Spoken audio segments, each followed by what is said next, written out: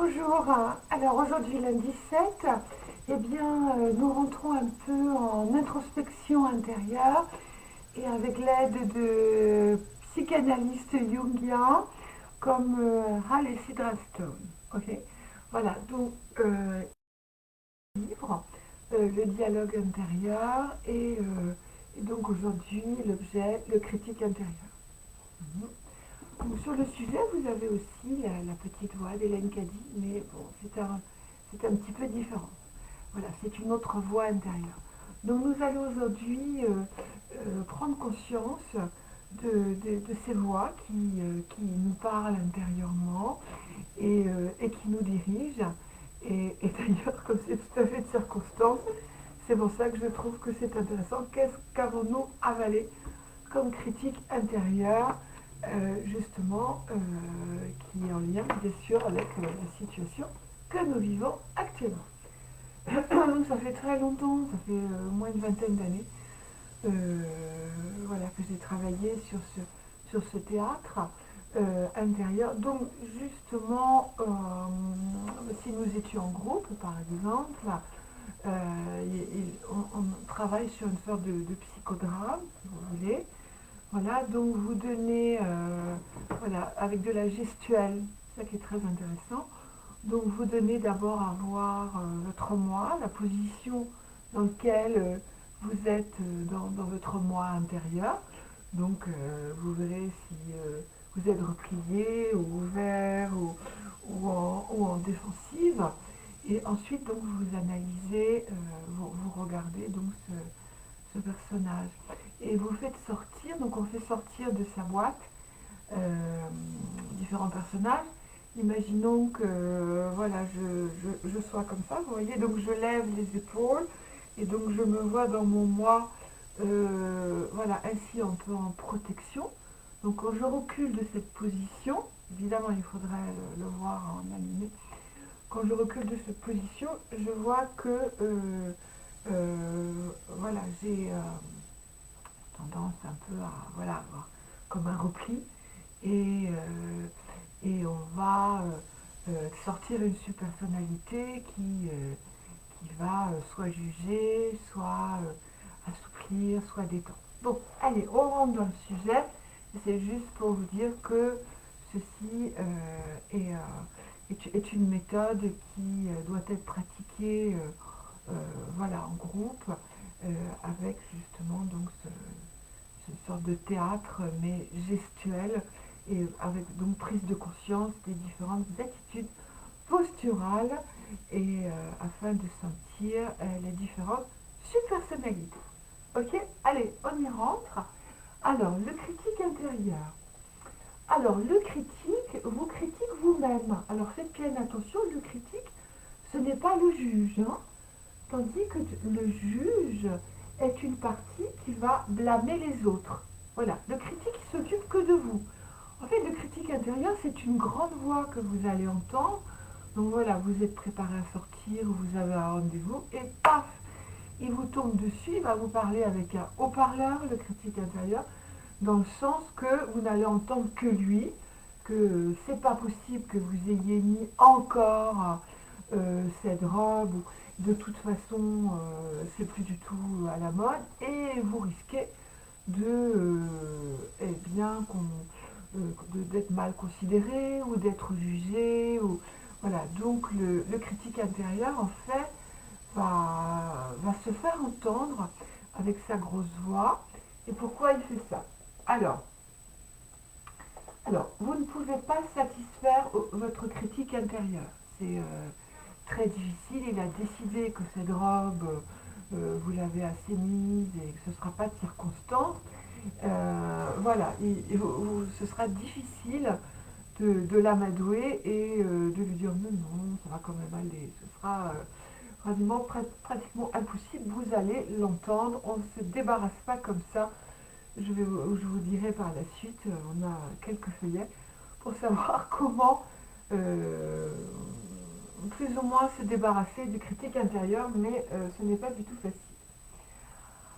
Pourquoi? Parce que la voix du critique émet comme une radio depuis l'enfance. Donc depuis que vous êtes petit, je vous dis, c'est vraiment la voix du haut-parleur. Voilà. Alors, sa fonction première, essaye de vous épargner honte et souffrance. Ça a l'air de dire, mais mon Dieu, avec ces draps, mais le premier regard, tu seras jugé, fusillé sur place, quoi. Mais tu ne seras pas non plus à l'aise. Soit elle est trop courte, soit elle est plus... voilà, qu'est-ce que... même votre grand-mère ne s'habille pas comme ça, quoi. Bon, voilà.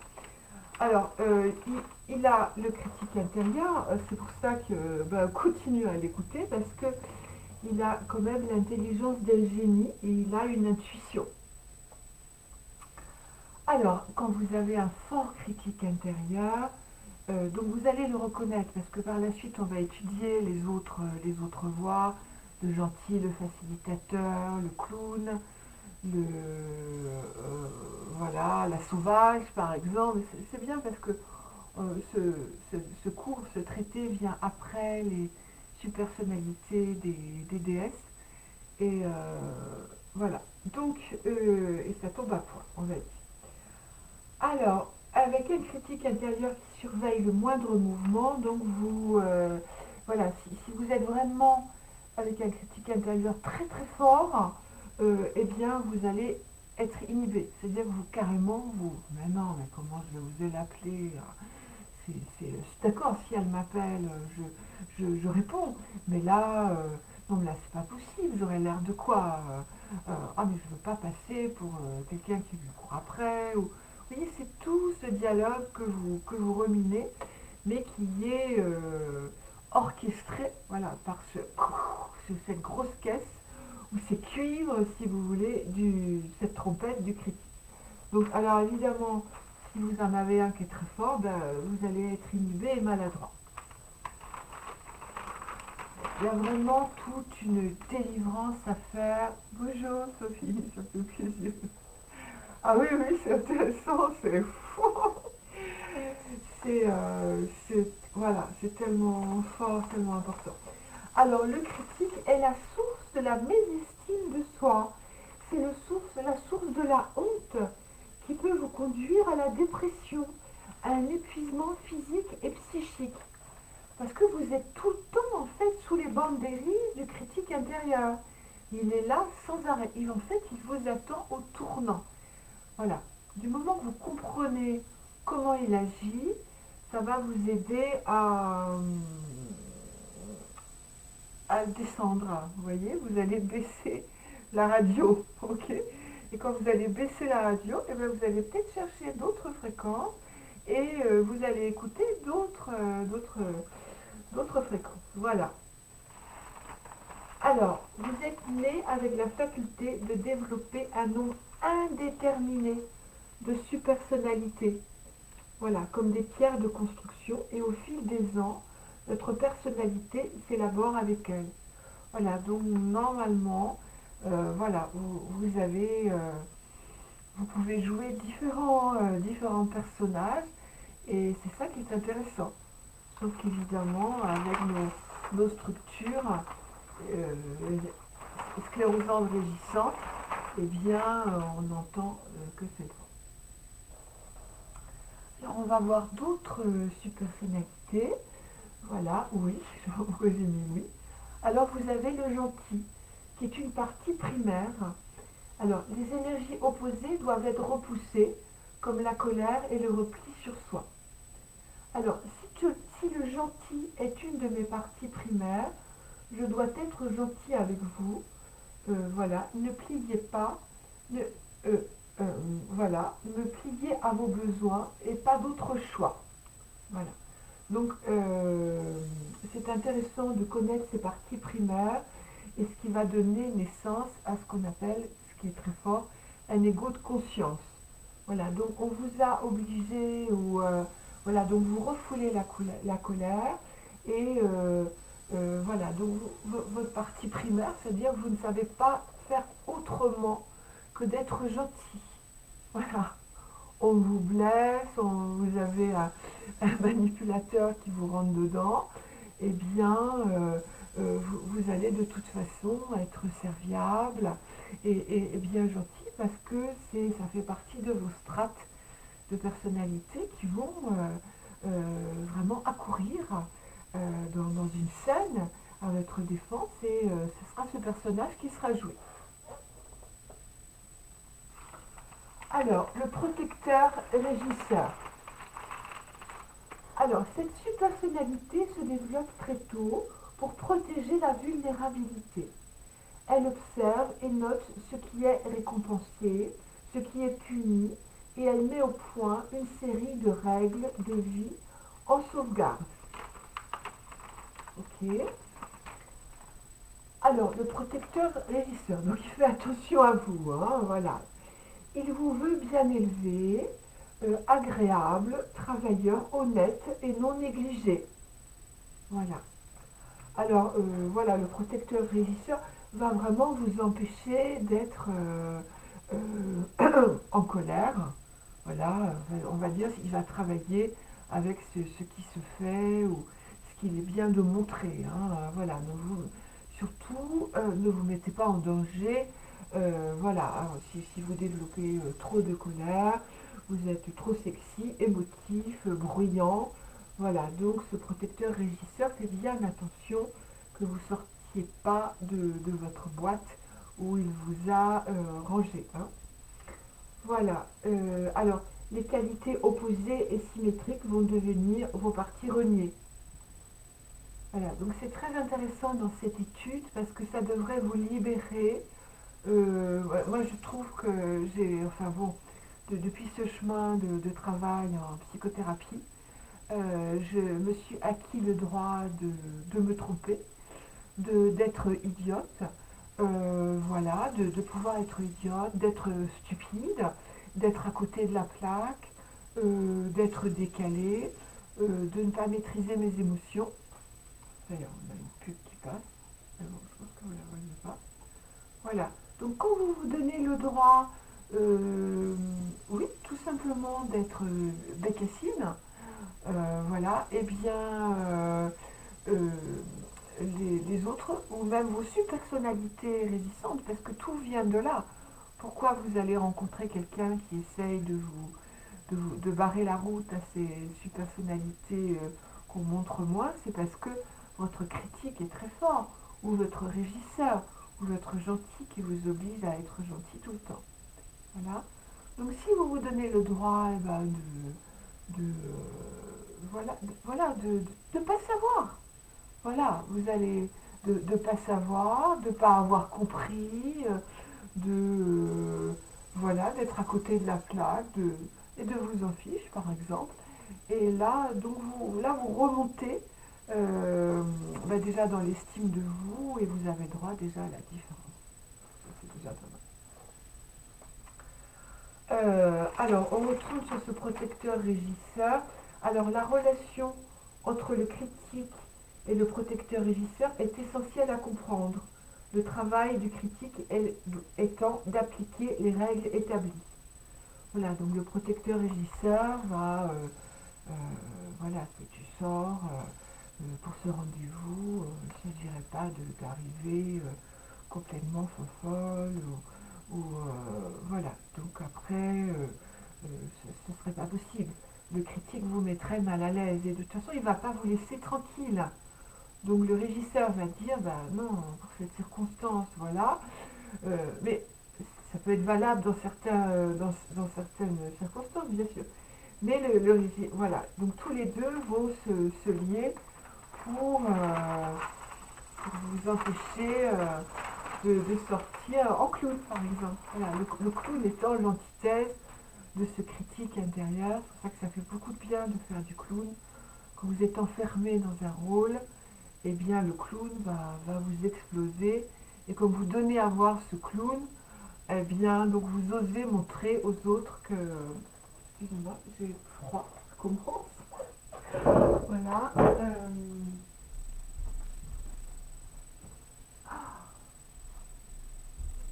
Il va y avoir beaucoup d'esprit quand on fait... yes, quand on fait des visios, c'est pas possible. Parce que à chaque fois, je suis frigorifiée.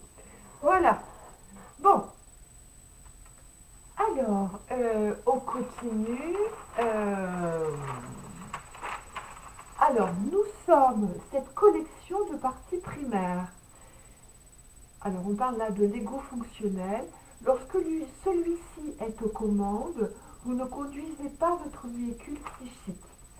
Une subpersonnalité la plus forte du moment le pilote à votre place.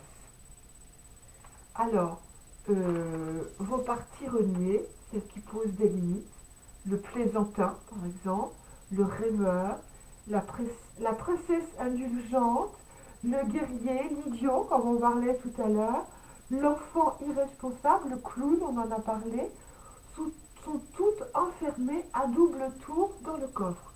Donc là, c'est pas possible, elles ne peuvent pas sortir. Hein. Voilà, votre ego fonctionnel. Donc ce que vous mettez en avant pour fonctionner. Hein. C'est comme ça. En fait, c'est ce que vous donnez au monde. Alors, votre ego de conscience, lui, ne demeure pas avec vous tout le temps. Il va disparaître dès qu'une partie primaire prend le pouvoir. Voilà, votre ego de conscience, ce serait cette sorte de zoom que vous auriez sur la situation. Et je vous expliquais tout à l'heure, quand on faisait cette geste, donc comment on est dans l'ego. Vous avez vu que je remonte les épaules. Voilà, donc j'ai une sorte de mise en avant, voilà, de protection. Voilà, donc si mon ego de conscience va observer que je me sens malgré tout en danger, ou que j'ai pas de lâcher prise, ou que j'ai besoin d'une épaule peut-être sur me reposer, voilà, sur lequel me reposer. Pardon. Alors, votre ego de conscience, lui, c'est le zoom. Voilà. Donc il disparaît dès qu'une partie primaire prend le pouvoir. Voilà, si vous avez décidé de jouer les gentils, eh ben, vous allez vous enferrer là-dedans et donc vous restez dans ce rôle. Hein. C'est vraiment un rôle que vous continuez à jouer. Alors, il y a Sophie et surtout Sophie. Ok, bon, ok. Alors, mais il y a peut-être d'autres personnes en incognito, justement. Voilà, c'est assez amusant de travailler sur les subpersonnalités et de voir que vous êtes assez caché aujourd'hui, n'est-ce pas? Je relis. Alors, il ne demeure pas votre ego de conscience. Votre conscience ne demeure pas avec vous tout le temps, il disparaît dès qu'une partie primaire prend le pouvoir. Vos parties primaires reprennent immédiatement le dessus pour protéger votre vulnérabilité si nécessaire.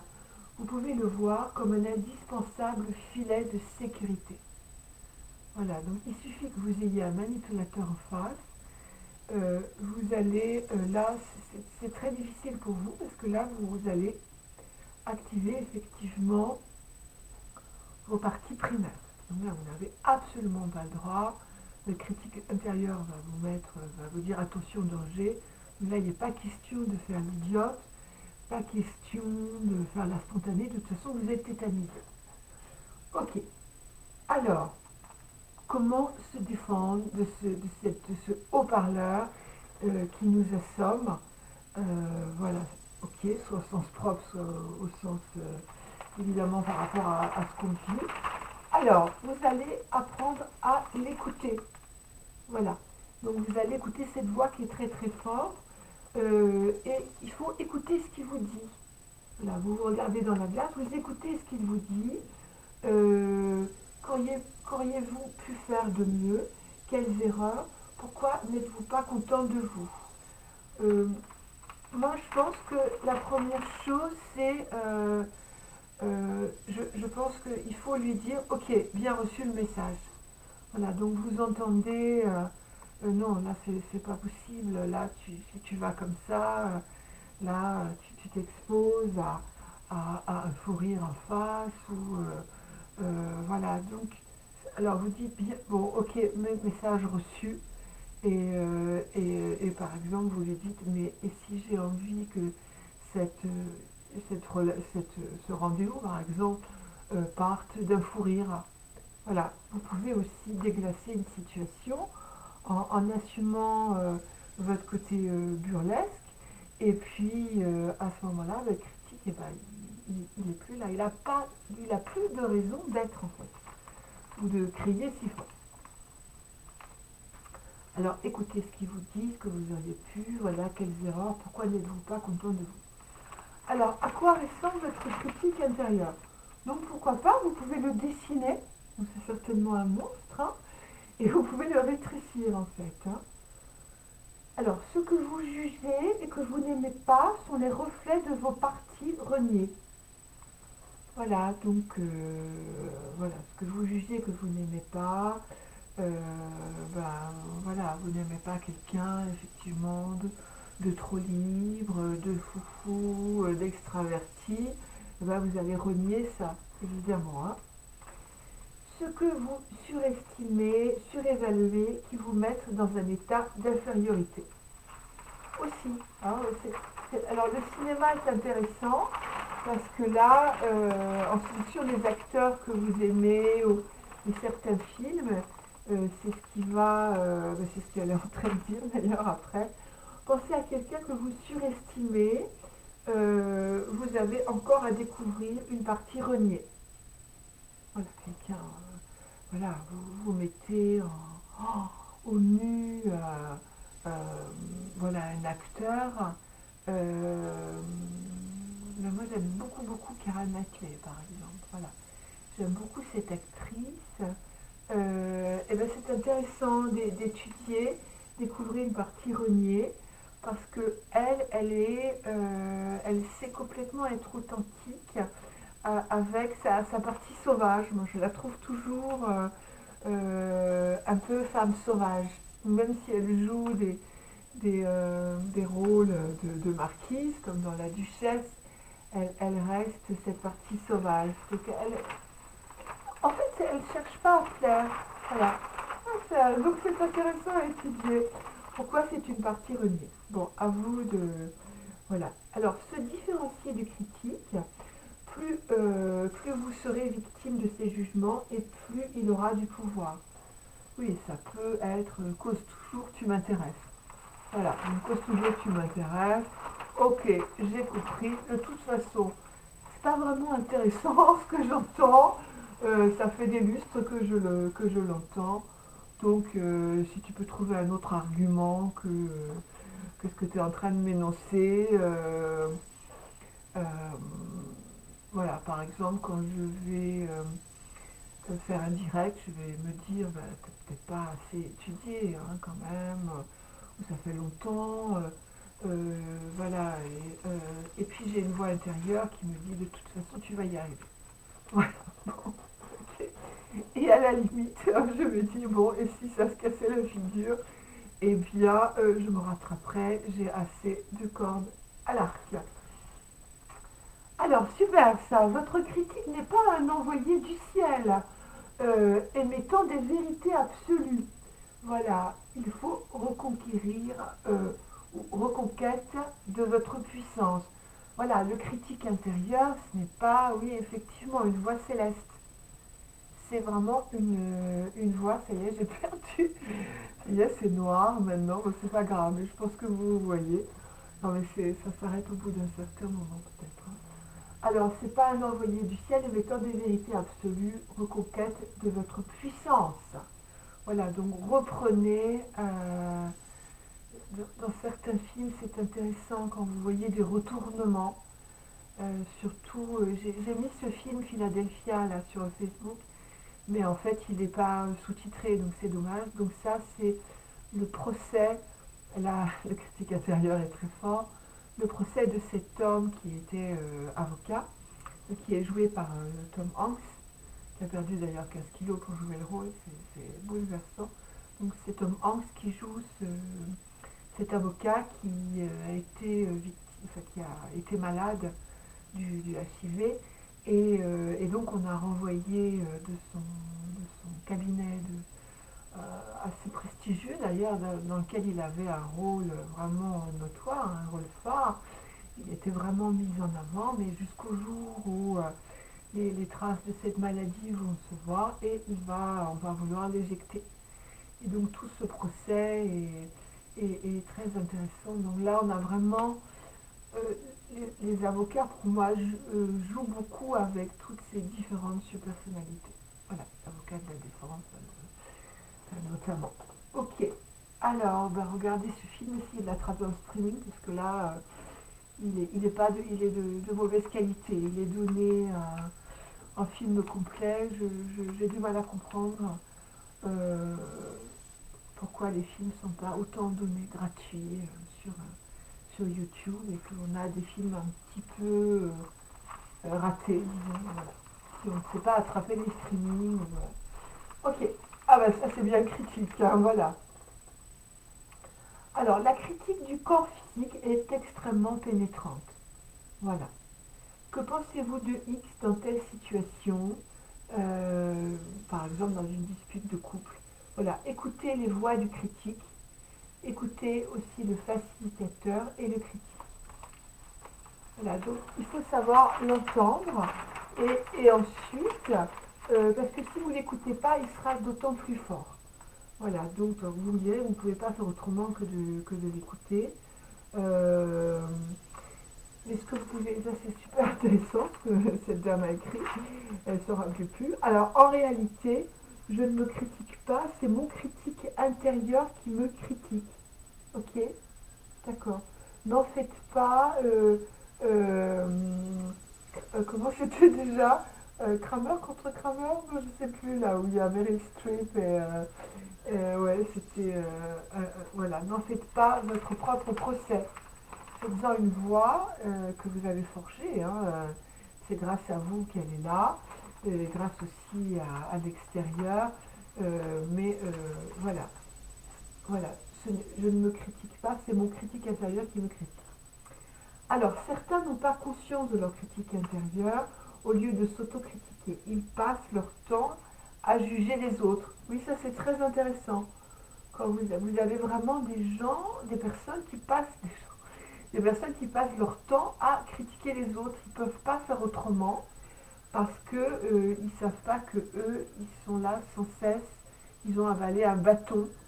Euh, voilà, ils ont avalé un bâton qui cherche à les diriger et ils ne peuvent pas déroger à cette étiquette. D'ailleurs, je vous parlais de ce livre Marie-Antoinette, j'adore, enfin, Stéphane Zweig, je vais lire Marie Stuart, après je vous en donnerai des nouvelles. Et donc, Marie-Antoinette, c'est super intéressant comme ses personnalités. Elle va, enfin malheureusement, pour ce qui s'est passé en France, on va dire, parce que c'est quand même catastrophique. Donc elle déteste, elle a appelé d'ailleurs des personnes de l'entourage qui essayent de la mettre dans la droite ligne, elle l'a appelée Madame Étiquette. Voilà. Mais alors elle est complètement sauvage avec tout ça. Elle s'en fiche complètement. Ce qu'elle veut, c'est sortir, danser, aller dans Paris by night. Et tout le reste la fait vraiment bailler d'ennui. Voilà. C'est assez, voilà, c'est super intéressant de lire Marie-Antoinette en même temps que d'étudier critique intérieure. Alors, bon, c'était une parenthèse, hein. Alors, certains n'ont pas conscience, je vais répéter cette phrase, de leur critique intérieure. Au lieu de s'autocritiquer, ils passent leur temps à juger les autres. Comme vous les reconnaîtrez, c'est pas agréable parce qu'ils essayent toujours de vous faire rentrer dans leur jugement. Ah oui, mais tu sais, celle-ci, celle-là, celui-là, voilà. Alors, quelqu'un qui vous attire des attaques du critique peut avoir une partie primaire typique, comme de mépriser les autres et de se sentir supérieur. Voilà, c'est intéressant. Vous avez des personnes qui vont réactiver très fort votre critique intérieure. Hein. Ne plus vivre dans l'état de souffrance engendré par ce genre de relation. Donc faites attention aux personnes qui critiquent beaucoup les autres, parce que ces personnes-là vous mettront vous-même en position de vulnérabilité très forte, mais avec votre propre critique intérieure. Parce que comme elles l'auront renié pour elles-mêmes, si elles passent leur temps à juger, donc elles ont renié leur critique intérieure, pour vous, vous allez vous sentir mal et vous allez raviver votre critique intérieure. Très intéressant de savoir que de ne pas arrêter de juger les autres, c'est tout simplement la parabole, vous savez, de la poutre et de la paille. Donc voir la paille dans l'œil de l'autre, c'est comme ça, oui. Voilà. Ah, ça se Patricia, ok. J'ai eu peur tout d'un coup, tellement de monde. Alors, c'est voir la paille dans l'œil du voisin et ne pas avoir la poutre dans son œil. Voilà, ça c'est vrai. Alors, si l'enfant intérieur, donc la partie vulnérable, est présent dans une relation, vous pouvez le sentir. Vous aurez de la chaleur, voilà, entre les autres et vous. Voilà, si vous mettez votre enfant intérieur dans votre partie authentique et non plus votre étiquette, on va l'appeler comme ça, hein. Voilà, donc vous avez un enfant intérieur, euh, mais vous pouvez être avec des personnes. Euh, je voulais raconter quelque chose, mais je ne sais pas. Alors, si l'enfant intérieur n'est pas présent, vous vous sentez vide et seul. Donc moi, j'ai un amusement, puisque voilà, je viens d'un milieu un petit peu bourgeois, mais je pense que ça se sent. Et donc, j'ai été habituée à ce que maman, par exemple, côtoie des personnes qui avaient justement une certaine étiquette. Et curieusement, je suis très très à l'aise avec ce genre de personnage. Vous savez un petit peu collet monté, voilà, très bien comme il faut. Et j'adore parce que j'ai l'impression d'être au théâtre comme j'étais quand j'étais petite. Et je ne sais pas pourquoi, c'était quelque chose que je vivais avec facilité. Donc de voir tout ce théâtre, voilà. Et donc mon enfant intérieur, il s'amuse de ça. Et donc là, il est très à l'aise avec ce genre de personnalité. Voilà, beaucoup plus qu'avec le, le manipulateur, oui, ou celui ou celle qui juge. Alors, les femmes développent le critique intérieur en partie primaire et les hommes le jugent. Les hommes, c'est le juge et les femmes, ça va être le critique intérieur. Malheureusement, elles vont être moins détachées parce qu'elles vont en prendre plein au premier loge. Le critique intérieur d'une femme veut qu'elle soit la plus aimée. Voilà, c'est ça le problème. À l'opposé, le critique intérieur d'un homme est plus angoissé par ses performances. Il a intérêt à y arriver et une femme a besoin d'être aimée. Voilà, et si je me permets de lui dire que c'est un connard, il va s'en aller. Ou si je me permets de lui dire qu'il m'a blessé et là j'en suis mal, etc., eh bien je n'aurai plus d'amour et personne ne m'aimera. Ça c'est terrible pour une femme. Alors, la réaction aux attaques du critique, chez un homme, c'est le retrait, voilà, et chez la femme, elle demande, elle cherche le soutien et le contact. Elle va être très très mal, donc si il ne répond plus, c'est très difficile pour une femme. Voilà, si c'est silence radio avec le téléphone, voilà, tandis que lui, voilà, lui, va se mettre en retrait. Mais vous pouvez l'attaquer aussi, vous, grâce à votre critique intérieure. Alors, que dit le patriarche intérieur aux femmes et que dit la matriarche intérieure? Lorsque vous jugez, vous vous sentez parfait. Et voilà, et lorsque vous discernez, vous êtes objectif. Voilà, vous êtes sans défaut. Non, mais c'est super de se mettre à juger parce que là, vous devenez un surhomme, donc vous êtes parfait et sans défaut. Et par contre, quand vous êtes discerné, vous êtes objectif. Dans une relation intime, un critique intérieur euh, résolu tue Aphrodite, la déesse de l'amour. C'est un bavard, c'est pas un amant. Il n'a aucune possibilité de se relier sensuellement à un autre être. Voilà. Voilà, ça va être difficile, quoi. Vous aurez du mal à rester dans l'amour. Voilà, il va bien sûr critiquer votre partenaire. Voilà. Et si vous avez une critique intérieure, ça vous sera très difficile d'être sensuel avec votre partenaire. vous aurez toujours ce fameux bâton que vous avez avalé.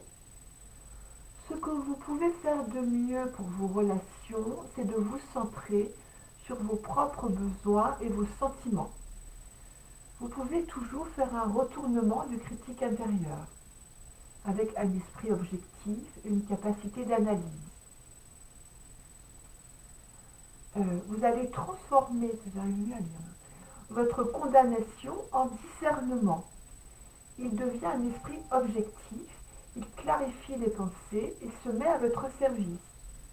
Donc vous lui dites, d'accord, c'est bien que tu sois là, mais voilà, j'aimerais bien m'amuser ce soir, ou voilà, et vous avez un week-end par exemple amoureux, et vous avez votre critique, voilà, vous prêtez flanc aux critiques de l'autre, et ça, évidemment, ça va activer votre critique intérieure.